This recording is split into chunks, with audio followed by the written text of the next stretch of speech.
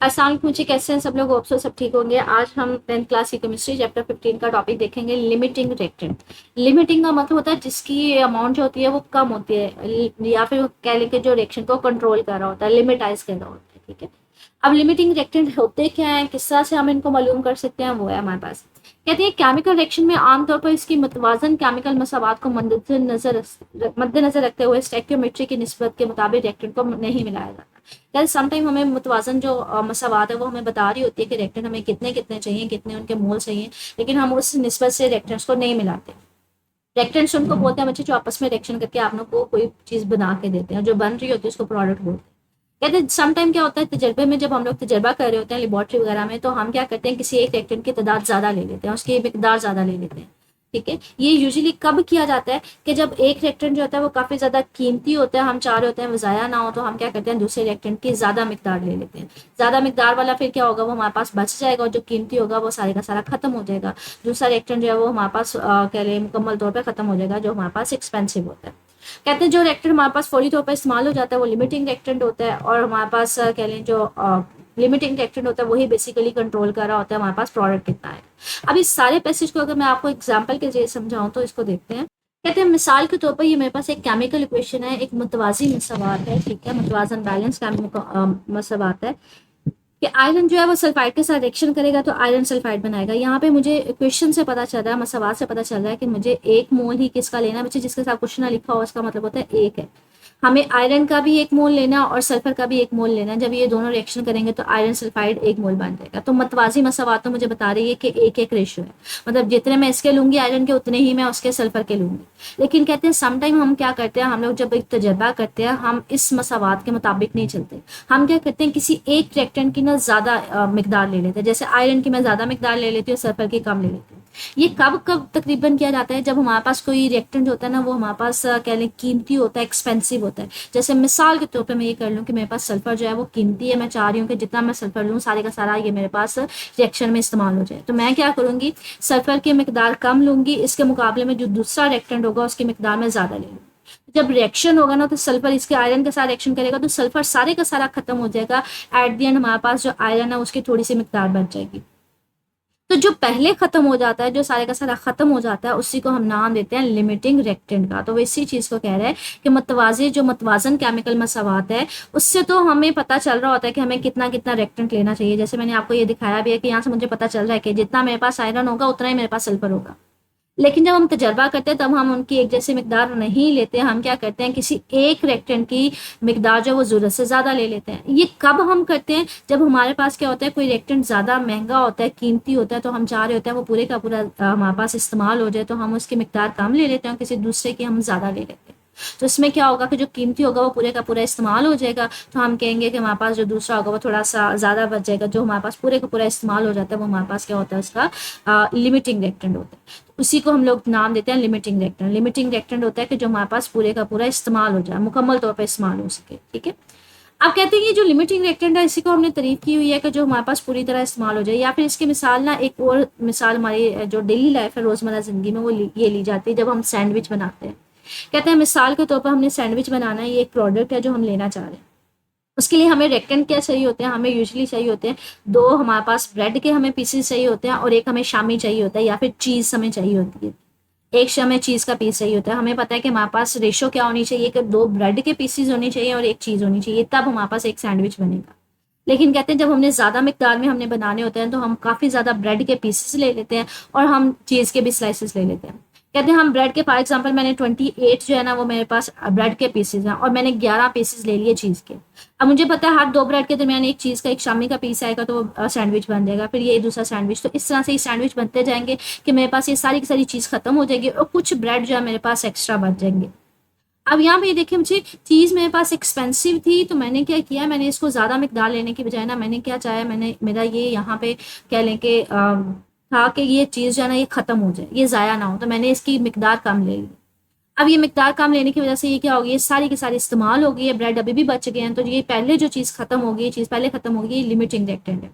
और दूसरा कहते हैं ये प्रोडक्ट्स की अमाउंट को कंट्रोल करता है। कैसे बच्चे, अगर चीज मेरे पास मजीद होती तो ये ब्रेड इस्तेमाल होकर और सैंडविच बन सकते थे ना, और प्रोडक्ट आ सकता था, लेकिन चीज खत्म हो गई तो इसका मतलब है सैंडविच बनना बंद हो गए। तो इसका यहाँ पे यही है कि लिमिटिंग रिएक्टेंट किसको बोलते हैं, जो पूरी तौर पर पूरा तौर पर इस्तेमाल हो जाता है, जो पहले इस्तेमाल हो जाता है उसको लिमिटिंग रिएक्टेंट कहते हैं।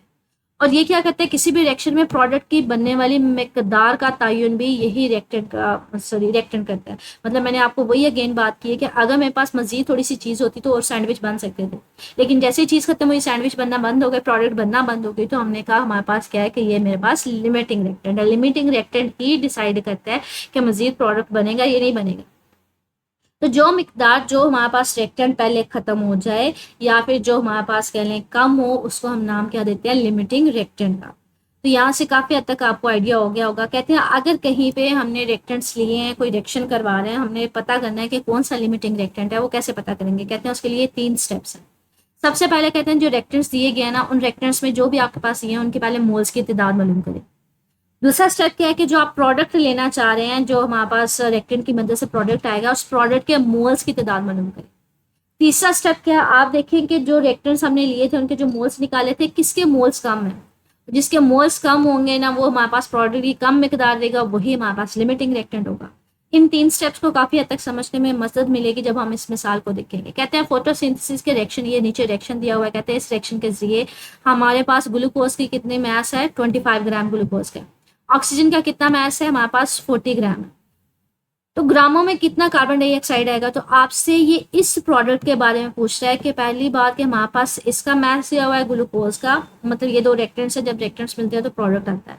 कहते हैं हमारे पास इस रिएक्टेंट का आपको मास दिया हुआ है ग्लूकोज का, ऑक्सीजन का मास दिया हुआ है। कहते हैं हमारे पास कार्बन डाइऑक्साइड बन रही है। पहली बात तो हमने पता करना है इन दोनों में से लिमिटिंग कौन सा है। दूसरी बात फिर हमने क्या पता करना है, ये जो प्रोडक्ट आ रहा है इसकी कितनी अमाउंट आ रही है, कितने ग्राम्स बन रहे हैं, तो वो देखेंगे। तो सबसे पहला तो वैसे हम क्या करेंगे, रिएक्टेंट्स के मोल्स की तादाद निकालेंगे। मुझे रिएक्टेंट के पहले अगर मैंने ग्लूकोज के मोल्स की तादाद निकालनी है, मोल्स का फार्मूला क्या होता है, मुझे मोल्स की तादाद मालूम करनी हो ना, मैस ओवर मोलर मैस होता है। तो ग्लूकोज का मैस तो दिया हुआ 25 ग्राम, इसका मोलर मैस कैसे होगा, मुझे मोलर मैस इस फार्मूले से पता चलेगा और ये प्रोडक्ट टेबल से पता चलेगा। मैंने कहा था हर एलिमेंट के नीचे ना उसका मोलर मैस लिखा होता है, एटॉमिक मैस लिखा होता है। कार्बन के नीचे 12 है, ऑक्सीजन के नीचे 16 है और हाइड्रोजन के नीचे 1 है। तो यहाँ से इसके मोलर मैस का हमें पता चल जाएगा। मतलब कार्बन का 12 है, 12 को हम किस 12 मेरे पास कार्बन का एटॉमिक मास है, लेकिन कार्बन मेरे पास लिए कितने हैं, मैंने 6 लिए। तो कार्बन को 6 के साथ मल्टीप्लाई कर देंगे, ठीक है, क्योंकि 6 कार्बन थे तो 6 को मैंने उसके एटॉमिक मास के साथ मल्टीप्लाई कर दिया। दूसरा एलिमेंट, जितने डिफरेंट एलिमेंट होते हैं उनके एटॉमिक मासेस को ऐड करते हैं, जमा करते हैं। प्लस दूसरा मेरे पास क्या है, हाइड्रोजन। एक हाइड्रोजन का मास कितना होता है, एटॉमिक मास 1 होता है, लेकिन यहाँ पे 12 है तो 12 को किससे मल्टीप्लाई कर देंगे, 1 के साथ मल्टीप्लाई करेंगे, ठीक है। तीसरा मेरे पास क्या है, ऑक्सीजन। ऑक्सीजन का इसमें जमा करेंगे, ऑक्सीजन का कितना होता है 16, लेकिन मेरे पास ऑक्सीजन यहाँ पे हैं कितने, मेरे पास 6 ऑक्सीजन है, तो 6 को मैं किससे मल्टीप्लाई करूंगी, 16 के साथ मल्टीप्लाई करूंगी। अब इन सबको मल्टीप्लाई करके बाद में क्या करेंगे, जमा करेंगे ना, तो टोटल इसका मोलर मास कितना आ जाएगा, 180। तो 25 को जब 180 से डिवाइड करेंगे तो मेरे पास इसके मोल्स की तादाद आ जाएगी। इसी तरह से मैंने ऑक्सीजन की अगर मोल्स की तादाद निकालनी है तो वो कैसे निकलेगी बच्चे, यहाँ पे हम इसको 6 को नहीं लेंगे, हम सिर्फ और सिर्फ यहाँ पे रिएक्टेंट देखेंगे, ठीक है, ये इसके मोल्स आएंगे, हम इसको नहीं देखेंगे। तो हम लोग यहाँ पे इसके मोल्स की तादाद कैसे निकालेंगे वो हम देखते हैं बच्चे।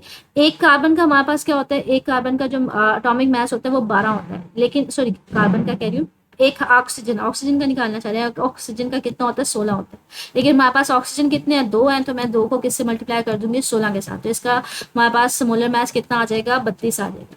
तो ऑक्सीजन का मास कितना 40 ग्राम, इसका मोलर मास कितना 32, तो 40 को 32 से डिवाइड कर देंगे तो 1.25 मोल आ जाएगा। तो ये पहली बात हमारे पास क्या आ गए, रिएक्टेंट्स के मोल्स आ गए।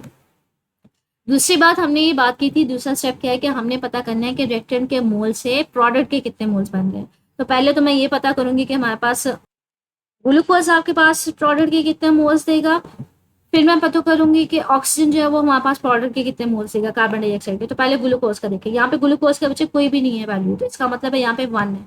ग्लूकोज का 1 मोल है तो वो कार्बन डाइऑक्साइड के कितने मोल्स देगा, वो 6 मोल्स देगा। तो यहाँ पे देखें 1 मोल हमारे पास ग्लूकोज के कितने देता है, 6 मोल्स देता है, लेकिन हमारे पास ग्लूकोज के मोल्स हैं कितने, इस इक्वेशन से हमने पता किया, वो तो मेरे पास 1.38 है, 0.138 है। तो 0.138 मोल्स कितने देंगे, फिर बच्चे 0.138 को 6 से मल्टीप्लाई कर देंगे, ठीक है, तो वो टोटल मोल्स आपको कितने देगा, प्रोडक्ट के 0.83 मोल देगा।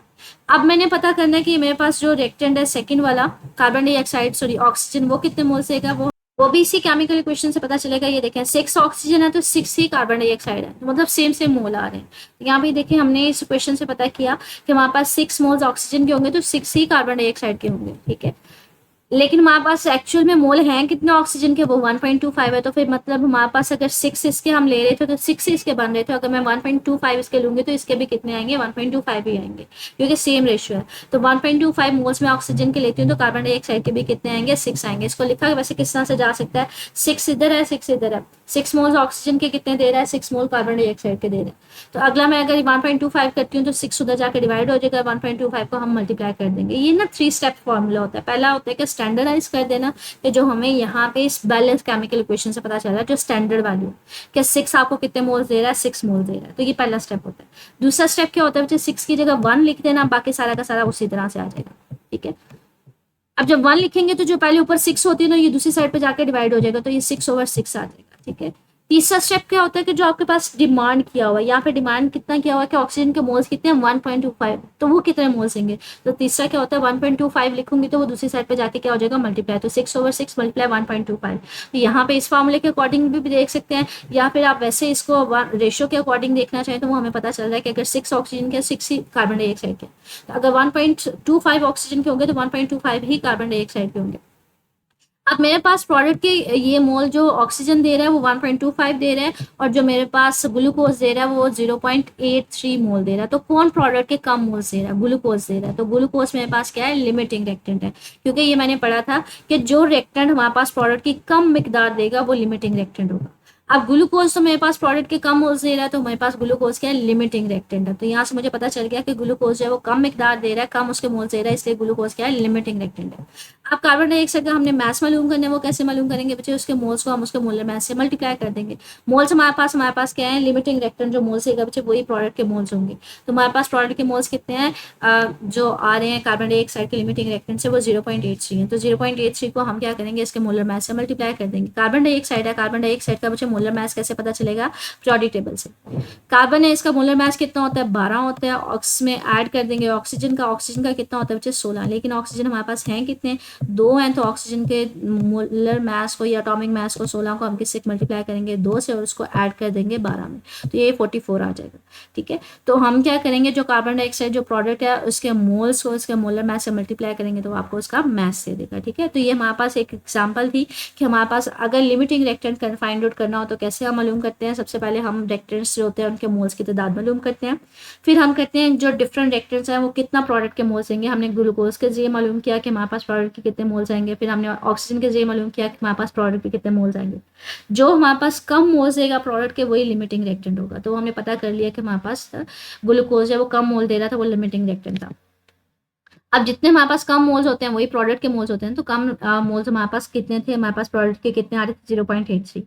अब हमारे पास अगर हमने मास मालूम करना है तो हमने मोल्स को किसके साथ मल्टीप्लाई कर दिया, उसके मोलर मास के साथ। अब हमारे पास यहाँ पे एक छोटा सा ना पूरी जांच है, कहते हैं अगर आप 100 ग्राम लें क्लोरीन गैस के, उसको रिएक्शन करवाएं 500 ग्राम ऑफ पोटाशियम हाइड्राइड के साथ, तो रिएक्शन में हमें बताएं कि कौन सा लिमिटिंग रिएक्टेंट है। ये केमिकल इक्वेशन दे दिया जिसमें क्लोरीन जो है पोटाशियम हाइड्राइड के साथ रिएक्शन कर रही है, तो पोटाशियम क्लोराइड और साथ में आयोडीन बन रही है। तो आपने इसमें सिर्फ और सिर्फ क्या मालूम करके देना है, लिमिटिंग रिएक्टेंट। यहाँ पे तो आपके पास एग्जांपल में पूछा था ना कि प्रोडक्ट ये बन रहा है, प्रोडक्ट की आप मिकदार मास मालूम करके दें। यहाँ पे ऐसा कुछ नहीं है, यहाँ पे सिर्फ और सिर्फ आपने क्या करना है, लिमिटिंग रिएक्टेंट मालूम करके देना, दोनों में से है कौन सा।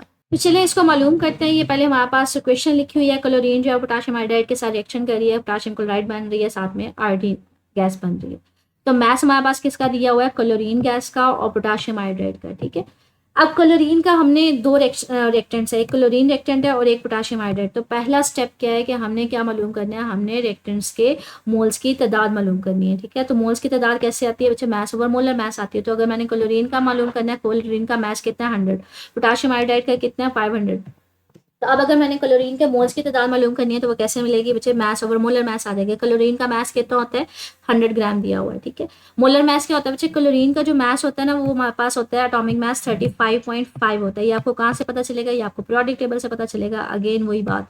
लेकिन यहाँ पे हमारे पास कितने 2 हैं, तो हमारे पास इसको किससे मल्टीप्लाई कर देंगे, 2 के साथ। ये मैं आपको इंडिकेट भी करवा देती हूँ, पीरियोडिक टेबल में ना क्लोरीन ये है, ये इसका 35.45 है, तो अप्रोक्सीमेटली इसको 35.5 ले लेते हैं, ठीक है। तो हमारे पास इसका क्या आ जाएगा 71। तो इसको 71 से डिवाइड करेंगे तो ये मोल्स की तादाद आ जाएगी किसकी, क्लोरीन की। अब यहाँ से हमने किसकी निकाली है, पोटाशियम आयोडाइड की हमने मोल्स की तादाद निकालनी है, तो वो कैसे निकलेगी, वो भी अगेन उसी तरह से इसके मास को इसका मोलर मास से डिवाइड कर देंगे। मास कितना है इसका 500 ग्राम। मोलर मास कैसे आएगा बच्चे, पोटाशियम का जो होता है ना इसका अप्रॉक्सीमेटली 39 होता है, और आयोडाइड का कितना होता है हमारे पास, आयोडाइड का अप्रॉक्सीमेटली होता है 127 होता है, ठीक है। तो यहाँ पे बच्चे ये जो है ना 2 और या 1, ये जो हमारे पास ये वाले ना ये मोल्स हमने इस्तेमाल नहीं करने, हमने सिर्फ और सिर्फ ये एलिमेंट यूज़ करना। पोटाशियम का 39 होता है, ये मैं आपको इंडिकेट भी करवा देती हूँ, यहाँ पे पोटाशियम का 39 है अप्रॉक्सीमेटली, और हमारे पास जो आयोडाइड है इसका अप्रॉक्सीमेटली 126.9 होता है, तो इसको 127 ले लेते हैं। तो जब इनको एड अप करेंगे तो हमारे पास टोटल इसके मोलर मास कितना आ जाएगा, अप्रॉक्सीमेटली यहाँ पे 166 आ जाएगा। तो इसके मास को 500 है बच्चे, ये 50 नहीं है, 500 ग्राम को जब 166 से डिवाइड करेंगे तो 3.01 मोल आ जाएगा। तो number of moles potassium iodide के कितने हैं, 3.01। क्लोरीन के मोल्स कितने, 1.41। लेकिन यहाँ पे ना एक केमिकल इक्वेशन से यहाँ पे प्रोडक्ट के बारे में कुछ नहीं पूछा हुआ था, हम प्रोडक्ट के मोल्स वगैरह कुछ नहीं फाइंड आउट करेंगे, हम इस केमिकल इक्वेशन से कंपैरिजन करेंगे। किस तरह से उसको देखते हैं, यहाँ भी देखिए एक ना क्वेश्चन से पता चल रहा कंपैरिजन के, क्लोरीन के मोल्स यहाँ पे कुछ भी नहीं है, इसका मतलब है रेशियो इसकी क्या है 1, इसके 1 मोल। अगर क्लोरीन का मैं 1 मोल लेती हूँ तो पोटाशियम आयोडाइड के कितने लेने पड़ेंगे, 2 मोल्स लेने पड़ेंगे। हमेशा क्लोरीन के जितने भी मोल्स होंगे पोटाशियम आयोडाइड के डबल मोल्स हमें चाहिए, ये हमें क्वेश्चन बता रही है। अब अगर मेरे पास क्लोरीन के मोल कितने 1.41 मोल आ रहे हैं, तो इसका मतलब है पोटाशियम आयोडाइड के तो इसके डबल नहीं होने चाहिए, तो इसका मतलब है हमें फिर पोटाशियम आयोडाइड के मोल्स कितने चाहिए, इसका डबल। 1.41 को किससे मैं मल्टीप्लाई कर दूंगी, 2 के साथ मल्टीप्लाई कर दूंगी, तो इसका मतलब है मेरे पास पोटाशियम आयोडाइड के 2.82 मोल्स होने चाहिए। लेकिन पोटाशियम आयोडाइड के मोल्स हमने क्वेश्चन से मालूम किया, वो हमारे पास कितने हैं 3.01। ये तो वैल्यू ज़्यादा नहीं आके जितनी हमें चाहिए थी, हमें तो 2.82 चाहिए थी, लेकिन हमारे पास तो एक्सेस अमाउंट में है, ये 3.01 है। तो इसका मतलब है फिर यहाँ पे कम मिकदार में कौन सा है हमारे पास, यहाँ पे क्लोरीन है। तो क्लोरीन हमारे पास यहाँ पे क्या है, लिमिटिंग रिएक्टेंट है। तो हमने कंपैरिजन करके देख लिया किससे, केमिकल इक्वेशन से। केमिकल इक्वेशन तो हमें ये बता रही है कि रेशियो 1 और 2 की है, क्लोरीन जितना भी होगा पोटाशियम आयोडाइड उसका डबल होगा। अब अगर क्लोरीन के बोझ मेरे पास यहाँ पे आ रहे हैं 1.41, तो मेरे पास फिर क्या होना चाहिए, पोटाशियम आयोडाइड तो उसका डबल होना चाहिए। डबल मैंने किया 2.82 होना चाहिए, लेकिन वो तो ज़्यादा है, हमारे पास 3.01 है, ये एक्सेस में है, ये तो लिमिटिंग रिएक्टेंट हो नहीं सकता। फिर हमारे पास क्या होगा, क्लोरीन होगा। अब इसी टॉपिक से रिलेटेड देखते हैं हमारे पास एक्सरसाइज में न्यूमेरिकल कौन सा है। ये 15.6 है, कहते हैं अमोनिया गैस बनाने का रिएक्शन ये है कि हाइड्रोजन जब रिएक्शन करती है नाइट्रोजन के साथ तो अमोनिया गैस बनती है। अब ये 2 रिएक्टेंट है, कहते हैं रिएक्टेंट के ना आपको मैसेज दिए हुए हैं कि 12 ग्राम जो है वो हाइड्रोजन के रिएक्शन करते हैं, 64 ग्राम नाइट्रोजन के साथ रिएक्शन करते हैं। मतलब इसका मैस भी दिया हुआ है, नाइट्रोजन का 64 है, हाइड्रोजन का भी दिया हुआ है, हमारे पास 12 है। कहते हैं इनमें से लिमिटिंग रिएक्टेंट कौन सा, बिल्कुल उसी तरह से जैसे हमने फोरी जांच वाला किया था न्यूमेरिकल, कि हम पहले इनके मोल्स की तादाद मालूम करेंगे फिर इसको सॉल्व करेंगे। तो इसको देखते हैं कैसे सॉल्व करना है। तो ये देखें, ये रिएक्शन है, सबसे पहले आपके पास हाइड्रोजन है, तो हम हाइड्रोजन एक रिएक्टेंट है, एक नाइट्रोजन है, तो हम पहले सबसे इनके मोल्स की तादाद मालूम करेंगे। अच्छा, ये जब इक्वेशन को सॉल्व करेंगे मोल्स की तादाद मालूम करेंगे, तो ये जो नंबर ऑफ मोल्स इसके साथ लिखे हुए हैं ये यहाँ पे मतवाजन मसावात में वो नहीं इस्तेमाल करेंगे। हमने हाइड्रोजन के मोल्स की तादाद मालूम करनी है, नाइट्रोजन मोल्स की तादाद कैसे मालूम करते हैं बच्चे, मैस ओवर मोलर मैस होता है। तो हाइड्रोजन का मैस कितना दिया हुआ है 12 ग्राम, ठीक है, और इसका मोलर मैस हाइड्रोजन का कितना होता है 1 होता है। ये प्रोडक्ट टेबल से हमें पता चल रहा है इसका मैस कितना होता है 1, एटॉमिक मैस भी इसको बोला जाता है, मोलर मैस भी बोला जाता है। लेकिन यहाँ पे H2 है, हाइड्रोजन गैस है, तो 2 को 1 से मल्टीप्लाई करेंगे तो टोटल इसका एटॉमिक मैस या मोलर मैस कितना होगा 2 होगा। तो मैंने इसके मैस को किससे डिवाइड कर दिया, इसका मोलर मैस के साथ 6 मोल्स आ गया। इसी तरह से अगर मैंने हाइड्रोजन के मोल्स मैंने निकालने हैं तो वो कैसे निकलेंगे बच्चे, सॉरी नाइट्रोजन के निकालने हैं तो वो कैसे निकलेंगे, इसके मैस को इसको मोलर मैस से डिवाइड कर दूंगी। इसका मैस कितना मेरे पास 64 है, मोलर मैस क्या है नाइट्रोजन का बच्चे, ये प्रोडक्ट टेबल से हमें पता चल रहा है इसका 14 है। लेकिन यहाँ पे हमारे पास 2 है, मतलब N2 है ना, तो 2 नाइट्रोजन है, तो 2 को मैं मल्टीप्लाई कर दूंगी किसके साथ 14 के साथ, तो मेरे पास कितना आ जाएगा इसका मोलर मैस या फिर एटॉमिक मैस 28। तो 64 को 28 से मल्टीप्लाई करेंगे, डिवाइड करेंगे तो 2.28 मोल्स आ जाएंगे। हाइड्रोजन के मोल्स भी आ गए, नाइट्रोजन के मोल्स भी आ गए। अब कहते हैं यहाँ पे अगर केमिकल इक्वेशन से देखें, अब हमने क्या करना है, कंपैरिजन करना है, रेशियो किस तरह से आ रही है। अब हमने यहाँ से क्वेश्चन से देखा कि अगर मैंने यहाँ पे हाइड्रोजन नाइट्रोजन का 1 मोल लिया था ना, तो मुझे हाइड्रोजन के कितने मोल्स लेने पड़े, 3 मोल्स लेने पड़े। तो मतलब मेरे पास रेशियो क्या है 3:1 की है, कि जब भी मैं नाइट्रोजन के मोल्स लूंगी हाइड्रोजन उसका 3 टाइम होगा, 3 गुना ज़्यादा मुझे उसके मोल्स लेने पड़ेंगे। तो यहाँ पे इसी चीज़ को कह रहा है कि हमें क्वेश्चन से पता चल रहा है कि अगर मैं नाइट्रोजन का 1 मोल लूंगी तो मेरे पास हाइड्रोजन के क्या होने चाहिए, उसके 3 गुना मोल्स होने चाहिए। मतलब अगर 1 मोल है तो उसके 3 मोल है, मतलब 3 गुना होने चाहिए। अब यहाँ पे देखिए, अगर मेरे पास नाइट्रोजन के मोल में लेती हूँ 2.28, तो मतलब अगर मैं नाइट्रोजन का 2.28 लेती हूँ तो फिर हाइड्रोजन के क्या होना चाहिए, इसका 3 गुना नहीं होना चाहिए। तो 3 गुना होने के लिए बच्चे इसको क्या करती हूँ, 3 से मल्टीप्लाई कर देती हूँ। तो इसका मतलब है मेरे पास हाइड्रोजन के कितने मोल्स होने चाहिए, 6.84 मोल्स होने चाहिए। लेकिन जो मैथ्स हमें दिया जहाँ से हमने मोल्स मालूम किया, हमारे पास तो कितने आए, हाइड्रोजन के 6 मोल्स हैं। होने कितने चाहिए थे इस नाइट्रोजन की मिकदार के लिहाज से, 6.84 होने चाहिए थे। तो हमारे पास इसके मोल्स कम नहीं है हाइड्रोजन के, तो ये तो फिर हमारे पास लिमिटिंग रिएक्टेंट होता है। जो हमारे पास कम मिकदार में होता है वो लिमिटिंग रिएक्टेंट होता है। तो यहाँ पे हाइड्रोजन क्या है, हमारे पास लिमिटिंग रिएक्टेंट है। ठीक है, ये न्यूमेरिकल हमने देख लिया कैसे हमने सॉल्व करना है इसी टॉपिक से रिलेटेड। अच्छा, ये टॉपिक इंपॉर्टेंट है, ये लॉन्ग क्वेश्चन में भी आ जाता है, शॉर्ट में भी आ जाता है, इससे रिलेटेड न्यूमेरिकल भी आ जाता है। जैसे मिसाल हमने देखी, हमने फोरी जहाँ देखी, हमने एक्सरसाइज में देखा कौन सा न्यूमेरिकल है। तो अगर ये शॉर्ट क्वेश्चन में आता है लिमिटिंग रिएक्टेंट है क्या, तो बच्चे ये तारीफ इसकी यहाँ से लेके यहाँ तक है। ठीक है, कि जो फौरी तौर पर इस्तेमाल होता है, जो पहले इस्तेमाल हो जाता है, पूरा इस्तेमाल हो जाता है। ठीक है, तो वो हमारे पास क्या होता है, लिमिटिंग रिएक्टेंट होता है। और ये हमारे पास प्रोडक्ट की मिकदार को भी कंट्रोल कर रहा होता है। ये अगर लॉन्ग क्वेश्चन में आता है तो ये इसकी डिटेल बता रहा है कि हम क्या करते हैं। समटाइम्स हम लैब में, लेबॉर्ट्री में हम कोई रिएक्शन करवाते हैं तो हम किसी एक रिएक्टेंट की मिकदार ज़्यादा ले लेते हैं और जो हमारे पास कीमती होता है उसकी मिकदार कम ली जाती है, ताकि जो कीमती हमारे पास रिएक्टेंट है वो सारे का सारा खत्म हो जाए। जो पहले खत्म हो जाएगा, सारा खत्म हो जाएगा, वो हमारे पास लिमिटिंग होगा। और ये अलहदा से शॉर्ट में भी हो सकता है, लॉन्ग में अगर होगा तो मतलब अगर ये लॉन्ग में क्वेश्चन आता है तो ये वाले 3 पॉइंट्स इसके साथ ही आएंगे। लेकिन अलहदा से अगर ये शॉर्ट क्वेश्चन में आता है कि आप लिमिटिंग रिएक्टेंट के किस तरह से शनाख्त कर सकते हैं, तो उसमें ये 3 इकदाम आपको लिखने पड़ेंगे।